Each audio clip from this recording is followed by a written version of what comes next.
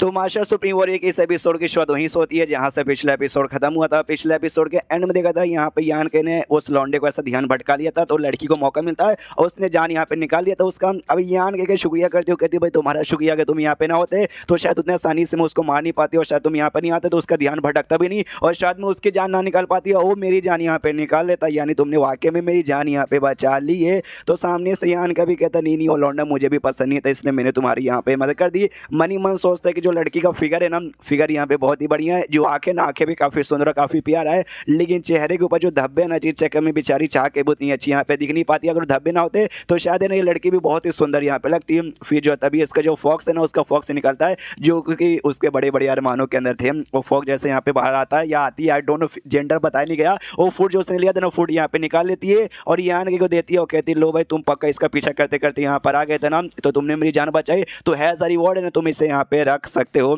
तो यान के भी यहाँ पे लेता हो, कहता है मुझे लगा नहीं था कि ये जो फॉक्स यहाँ पर है ना ये तुम्हारी यहाँ पर होगी। जो सुंदर ये भी यहाँ पे कहती है या किसी को भी नहीं मालूम, ऑफकोर्स किसी मतलब किसी बंदे के साथ देखेगा तभी ना किसी को यहाँ पे मालूम चलेगा। जो मेरी फॉक्स है ना इसके पास यहाँ पे लड़ाई की एबिलिटी नहीं है, ये लड़ाई यहाँ पे नहीं कर सकती, लेकिन इसके पास बड़ी कमाल की एबिलिटी है। आसपास जो कमाल कमाल के जो जड़ी बूटे कमाल कमाल के फ्रूट रहते हैं ना इसके जैसे ये उसके बारे में यहाँ पे पता लगा लेती है। तो एक काम कर सकते हो भाई तुम अभी के लिए मेरे साथ यहाँ पे चल सकते हो। ये जो फ्रूट है ना इस फ्रूट के पेड़ के पास मतलब देखो भाई मेरी फॉक्स के यहाँ पे ये मिला, इसका मतलब है ना ये पेड़ के ऊपर उगते हैं तो पेड़ भी कहीं आसपास होगा तो मेरी फॉक्स है ना उसका रास्ता बताएगी, हम लोग यहाँ पे शेयर कर लेंगे। तो ये भी कहता है यान के बेल चलो। तो कुछ देर बाद है ना उस पेड़ के पास यहाँ पे पहुंच जाते हैं, ये नीचे से यहाँ पे गिनती है तो टोटल यहाँ पे 44 था। तो यान कैसे कहती है वेल 44 है तो हम 22 है ना बराबर यहाँ पे डिवाइड कर सकते हैं। तो यान के भी कहता है यार बढ़िया है। फिर यान का ये भी कहता है हाँ लेकिन तुम्हारी फॉक्स से भाई तुम ढूंढना चाहती थी, तुम्हें यहाँ पे मिला तुम्हारी फॉक्स की बदौलत, लेकिन मैं डरे कि यहाँ पे आधा हिस्सा रख ले रहा हूँ यार, मुझे भी थोड़ा उसके बारे में बुरा लग रहा है। जो सुनते हो कहती है तुम्हें बुरा लगाने के यहाँ पे कोई भी जरूरत नहीं है यार, तुमने भी मेरी जान बचाई है, जान बचा के एहसान किया है तो उसी के बदले समझो,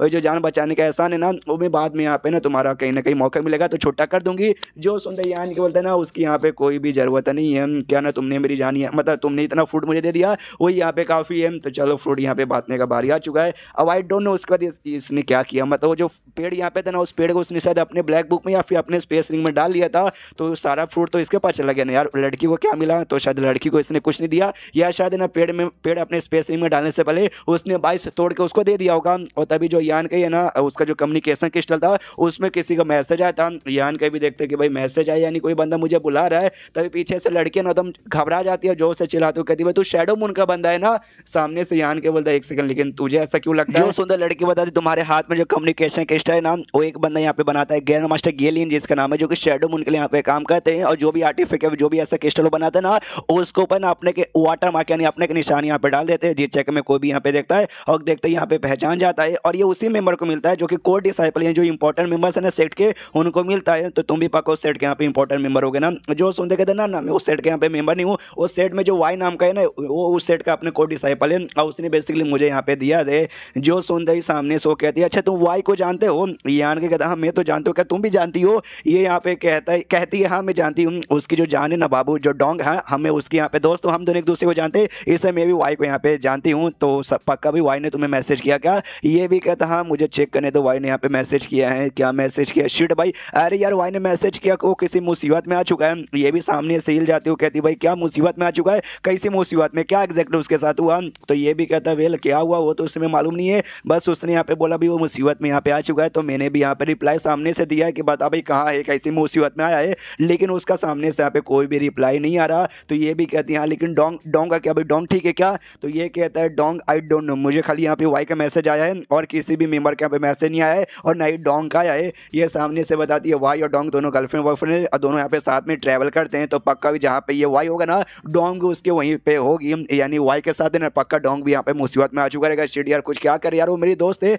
मुझे बचाना है। जो सुनते यान के कहते वेल मुझे तो इसके बारे में कोई आइडिया नहीं, उसने सामने से ऐसा कुछ रिप्लाई नहीं दिया। हर रिप्लाई में किया आया था स्टार्टिंग में जब उसने मैसेज किया था कि बेसिकली ना किसी स्पिरिट एरे में किसी जो एरे वगैरह ना उसमें यहाँ पे फंस चुके, वहाँ से चाह के भी ना वो निकल यहाँ पे नहीं पा रहा। लेकिन टेंशन मतलब वो सामने से अगर मैसेज यहाँ पे कर सकता है तो मैंने भी सामने से कर दिया तो वापस वो यहाँ पे रिप्लाई दे सकता है, फटाक से देखने यहाँ पे रिप्लाई आ जाएगा। तो रिप्लाई यहाँ पर आता है, जैसे आता है ना कहते वेल यहाँ पे रिप्लाई आ चुका है। और रिप्लाई में उसने ये बताया लगभग यहाँ से 100 किलोमीटर दूर है ना एक बहुत ही बड़ा नाम क्या बोलते हैं भाई सिल्वर और नाम का जो क्रिस्टल यहाँ पे रहता है ना और जो कि साइज में बहुत ही बड़ा है उसके आसपास कहीं फंसा हुआ है। सामने सो कर दिया या मैंने देखा भाई जब मैं रास्ते सारी थे ना मैंने वही डायरेक्शन से आई है, मुझे मालूम है मैं तुम्हें रास्ता यहाँ यहाँ पे दिखा सकती हूँ। तो यान के भी कहते चलो दिखाओ, तो वो रास्ता दिखा रही थी, यान के भी उसके साथ यहाँ पे जा रहा था। और यहाँ पे यान के मनी मन सोचता है कि वेल ये जो बेसिकली ना है ये सिल्वर, और मैंने इसके बारे में सुना है जो नॉर्मल सिल्वर यहाँ पे होता है ना वो ऐसा नहीं होता है, ये अलग टाइप का यहाँ पे क्रिस्टल होता है जो कि आर्टिफैक्ट बनाने के लिए यहाँ पे बहुत ज्यादा यूज आता है। तुम कोई भी आर्टिफैक्ट बना रहे हो और उसमें तुमने ये वाला सिल्वर और यहाँ पे यूज किया ना, तो आर्टिफैक्ट का पावर यहाँ पे बहुत ज्यादा बढ़ जाएगा।